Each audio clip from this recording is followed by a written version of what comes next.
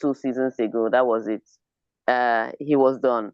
I think now he's setting the record in such a way that before they catch him, we would all be walking sticks.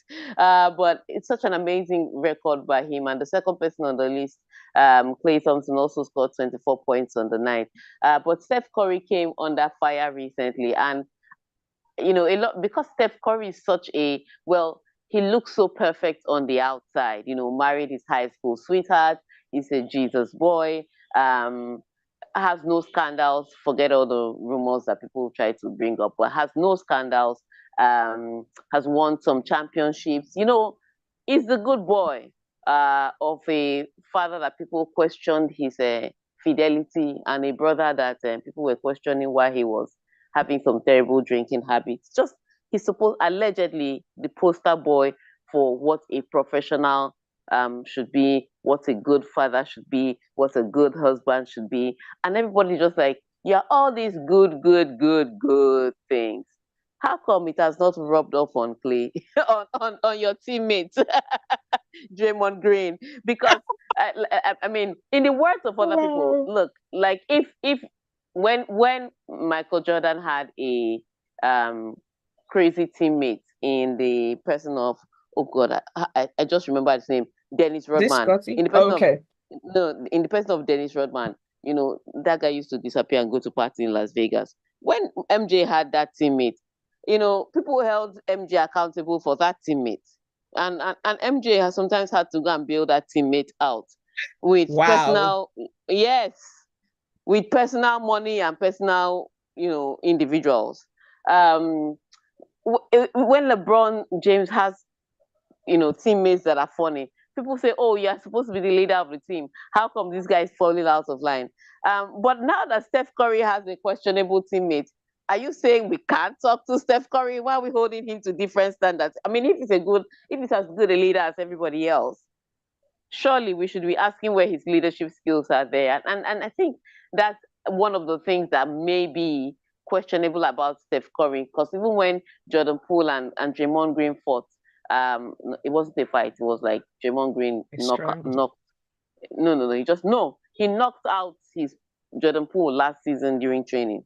Oh, wow. We didn't hear much from Steph Curry. It's the kind of thing that Kobe would have stepped in and done something. Draymond Green has had several fights. Before he had the stamp on Sabonis, then he had the choke. Then he now has this blow in the face. It's the kind of thing that Kobe or LeBron would have stepped in and said something to him off camera, but to him, and you'd have started to see some changes. But nothing is happening Some with players Steph Curry. just unmanageable. People like Draymond. Well, no, people are just saying that, look, if you have that kind of guy that even reveres you on the team, at some point, there's something you must be saying to him, or you must have said to him. And if it doesn't work, you say it to the management and he's out. But you seem to not be doing anything either ways. So they were asking that question, and everybody has the right to ask that question. You are the leader on your team. End of discussion. But his manager was so mad at the press for asking the question, and we're like, calm down. We've asked this question of MJ, we've asked of Kobe Bryant, we've asked of LeBron. Steph Curry is not unaskable. He's like the golden boy, really. What golden boy? We're asking him the question. How come your goodness has not rubbed up on your teammates? Or are you just closing your eyes to your teammates' bad behavior? And then that's another problem. All right. On that note, let's move on to football. Now to Scotland, where James Tavernier scored the only goal as Rangers picked up their first trophy of the Philippe Clement era with a 1-0 win over Aberdeen in the Sunday's League Cup final. All right, so that was clearly a dominant Rangers performance. They had most of the possession. They created a lot of chances. I have never seen such comical misses at some point, but also the goalkeeper for Aberdeen stepped up several times. And one of the reasons why this was of interest to me was I saw Nigeria's Super Eagles defender, Leon Balogun, was on the pitch again. And several times they were looking to him to score from set pieces, because apparently that's what he does very well. And he did have a few headers that were close, but there was one kick that he looked like he could have put in the back of the net, and just went over the bar. But it was great to see the Super Eagles defender coming back from injury, coming back from being cut from a team, and then featuring from the start of the final. So congratulations to Rangers. They won the trophy, but this is making Nigeria's list of invites even longer, because as it is right now, Jose Pesero does not know his starting 11. And he has to pick 25 players to go to Cote d'Ivoire. At this point in time, maybe he will invite 40. Because then he can start to whittle for it's a tough one, because I heard there was a 65-man list. And I'm just like, the tournament is literally next month. 13th of January, we should be in Cote d'Ivoire, and you don't know who your starting 11 is. So, and then there are all these Super Eagles players just suddenly coming into great performance at the right time. So it's going to be a tough task for Jose Pesero. All right. The WhatsApp number is 0809 444 981. Let us know what your thoughts are. You're listening to The Locker Room on Smooth 98.1. Still on football. Liverpool defender Virgil van Dijk slammed Manchester United's defensive approach as he claimed there was only one team trying to win. And this is with regards to Sunday's all-nil draw at Anfield. Please, I think Virgil van Dijk should just lock it, close it, zip it, and throw away the key. Look, it depends on what you were trying to win. Both teams came out there to take something. The approach was just different. Liverpool came out and was trying to score 7 goals, to collect all 3 points. Manchester United came out there to make sure that they collected at least a point. So the approach will be different.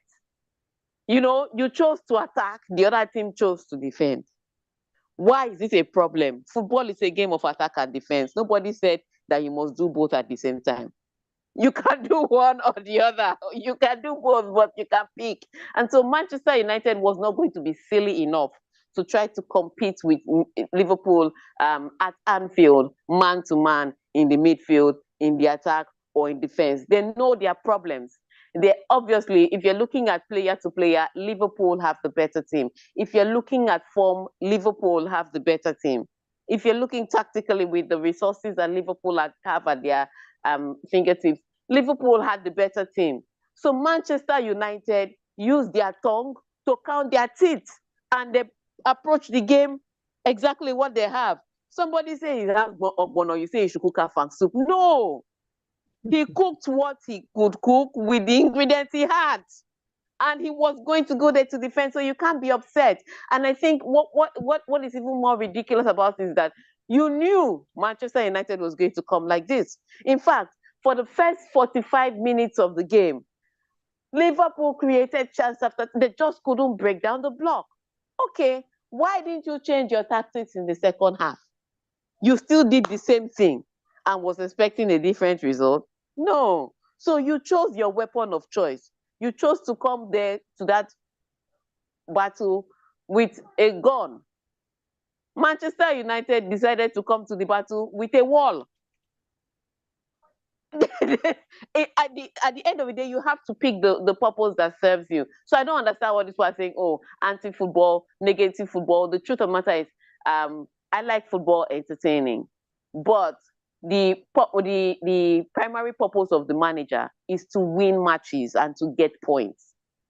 So he will set up his team in the way that they will get the points. And so as frustrating as it was for Virgil van Dijk, as opposed to complaining about what Manchester United didn't do or Manchester United did, he should have been thinking of what Liverpool could have done differently to break down the walls of Jericho and get a goal.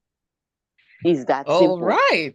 All right. So let's open these phone lines, because somebody had said on Friday that Manchester United and Liverpool match was going to end in a draw. And at the time, it sounded shocking, but it has happened. So let's open the phone lines to hear your thoughts on the Liverpool-Manchester United game. There were so many incidents. There was the handball incident that people thought should be a penalty. It wasn't a penalty, I can tell you categorically now. I want you to also rate Onana's performance on the day, how brilliant he was, and can he keep it up. So the numbers to send your messages to are 0809-440-981. You can also give us a ring. Are we taking phone calls? Because the phone lines are buzzing. In fact, for that, let's take a phone call, Seth, or two when we come back from this quick break.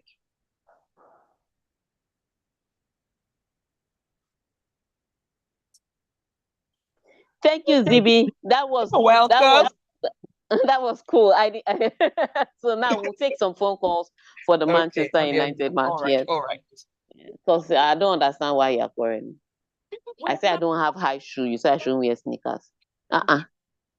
All is dressing up.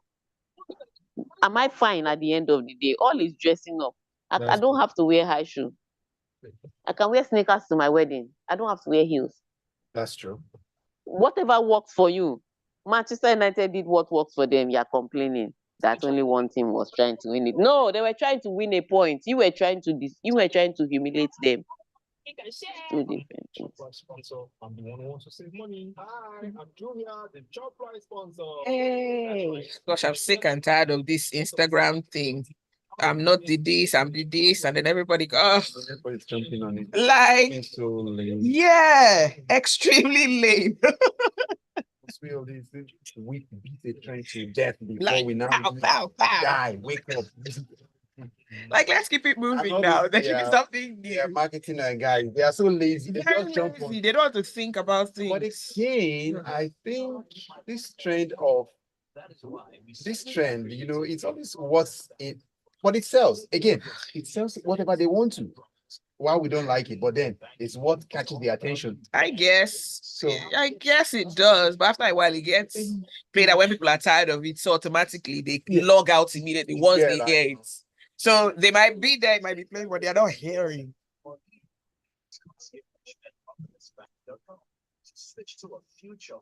Oh, we have 30 seconds.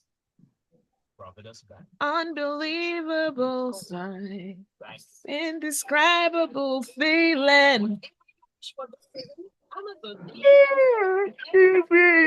Oh damn! About the camera, I was yawning like this. This feels like Big Brother, where there's always a camera on you. Big Brother is watching. Yes, so better act accordingly. Like, oh my days. All right, we're coming on. Position. Mornings, 6 till 10.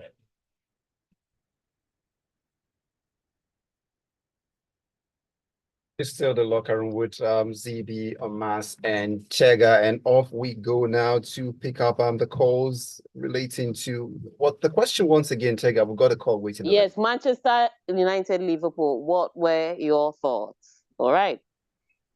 01448991. Good morning. Hello, Ibukun. Go ahead, please. Yeah, the match I expected us to lose by a slim margin, to be honest. I didn't even think, Van Dijk should go and watch matches when Mourinho set up a wall. That is a wall. That's the wall of Jericho. If I have the wall of Jericho, that's the wall that never falls down. I don't even think we defended that well. If you look at it, they had chances, but they failed in the final third. They had a lot of misplaced passes. I think that's why you even have to move up to Alexander-Arnold into the midfield. But I think we just coped well with everything they brought. They couldn't really, Nunes was not really that effective. Yeah, we wanted to counter-attack, and I think for the first time, Ten Hag was being practical with what he had. I mean, look at our bench and look at the people they had on their bench and the people on the field. So I don't know. I mean, Roy Keane had to tell Van Dijk that you have to remember that Liverpool has only won one trophy in 30 years. So they should, one league title, so they should calm down. Thank you. Tell him. We're making noise anyhow because he managed to be on the table for just 1 week. And the beautiful part and stuff for him is that we stopped Liverpool's 19 wins at home, their record, as normal. Mind you, they always break people's records. Thank you. All right, thank you for calling Ibukun 0144899181. Okay, while we wait those calls, can we go on to the next story? Or do we take some messages coming through? Let's take some messages, please. Well, there comes this one.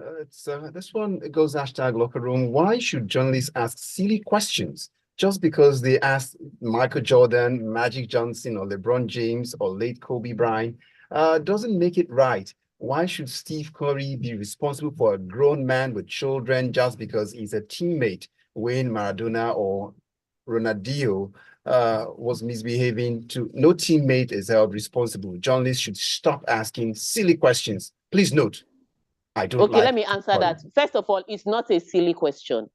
He's the leader of the team. They will ask you about your teammates if your teammate has a funny behavior. If your teammate has done something several times, you would ask him, you would ask the coach. What are you people doing off court? Are you people talking to Draymond Green off court? He's the leader of his team. He's the captain. Well, basically like the captain of his team. So it's not a silly question. It's a valid question. They're asking him not just as a teammate, because they didn't ask Klay Thompson this question. They're asking him because it's like if a particular player keeps fighting a particular Liverpool player keeps fighting on the pitch, they will ask Virgil van Dijk, so have you spoken to so and so player? Or what is happening in the locker room with so and so player? Because he's the captain of the team. It's not a silly question, it's a valid question. Next comment, please. Man United better extend the contract of Onana and Ten Hag before they change their mind. Don't mind Virgil van Dijk, who have Nunes and Salah, but can't score.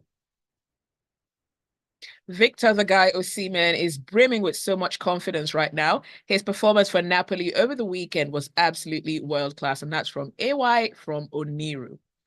And I've got a message from Big E from Ketu. He says, Tega, like I said last week, Liverpool won't beat Man U. It's not every day you wake up to beat a team 7-0, but Man U will be better in their next match. And I predicted that the Elephants will be back on the tree and Kai Havertz is chipping the goals. I would love Odegaard to score. I would have loved Odegaard to score yesterday, but it was because it was his birthday. Declan Rice and Saliba keep giving worth on their position. And did you see Victor Osimhen's streak goal assist? Man, that guy should do and come to Arsenal. All right, so let's take some more stories because we don't even have enough time for all the stories. Off to Arsenal we go. Arsenal boss Mikel Arteta hailed an incredible performance from his squad as they dismantled Brighton 2-0 at home on Sunday to provisionally return to the summit of the Premier League table. All right, so they were helped by the fact, despite being at the top of the table for a couple of hours, they were helped by the fact that Liverpool couldn't break down the Manchester United defense, and Virgil van Dijk was crying about it. But it was, I would say, it was a well put together performance by Arsenal. However, there were still one or two moments defensively, and that's Arsenal. They will give you something. The question is, will you take it? But there were one or two moments, especially one moment where Pascal Gross could have pulled one back for Brighton, and maybe, just maybe, that could have changed the color of the game. But Arsenal pressed. I think if I were Mikel Arteta, instead of hailing the boys, I would go to the corner and tell them the truth. First half, they had 15 shots at goal. How do you have 15 shots? You are not scoring one. How are you cutting through the defense of Brighton every 2 seconds? And you are not putting the ball in the back of the net. And I think that's going to be, he'll be like, my guys, why aren't you clinical? But eventually they did get the ball into the back of the net twice. Jesus and Kai Havertz, and they got all 3 points. But yeah, if you're creating that many chances, just be destroying the team. That is that simple. La Liga sensation Jude Bellingham struck again as Real Madrid cruised to a 4-1 win over Villarreal on Sunday, and that has taken them to the top of the table. All right, so Real Madrid at the top of the table now, but Girona play Alaves tonight, so we'll see how that pans out for them. Jude Bellingham continues his scoring streak, and he's just keeping his name in the headlines somehow. But for me, the standout performance on Real Madrid has been Brahimi. He's been amazing. I know me, I like my football beautiful. I don't care how many goals you bang in. If the football is not sexy, we are not taking it. Brahimi is doing exactly that. But Barcelona dropped points again against Valencia, took the lead, and then the equalizer came, so they struggled. And I think there's a theme this season.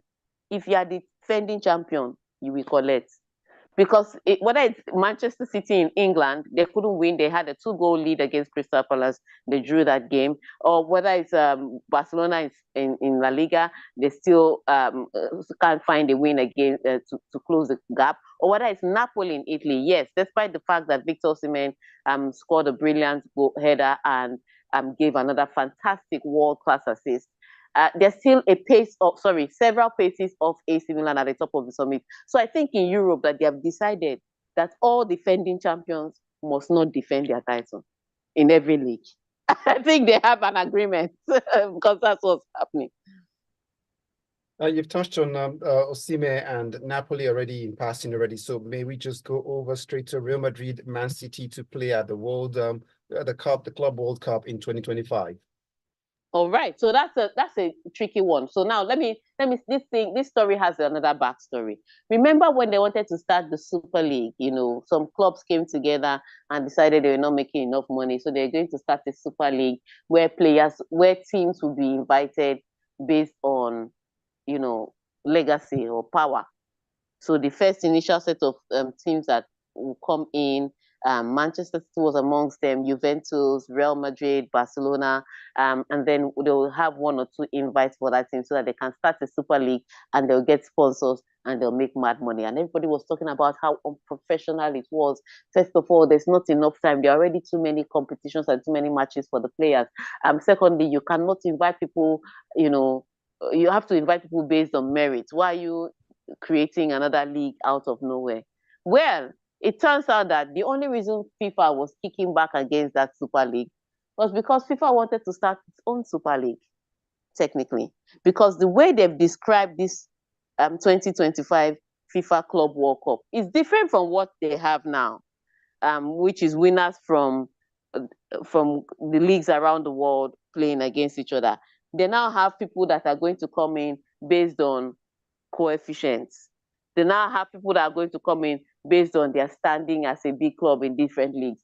And at this point in time, it's almost as if, so whilst the fans were fighting for the integrity of the game, FIFA was just fighting for the opportunity to make money from their own tournament. So I think the way the fans kick back against the Super League, reading this story, the fans should be kicking back now because this is totally unacceptable. So if FIFA can do this, then they should allow the Super League to hold. It's that simple. Because the way they are doing this 2025, it is Super League, just with a completely different name. The irony.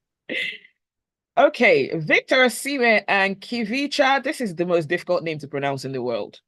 Kvaratskhelia. No, Kvaratskhelia. It's that simple. Really? Kvaratskhelia. It just looks like it has too many K's and H's. He's from Georgia, yeah.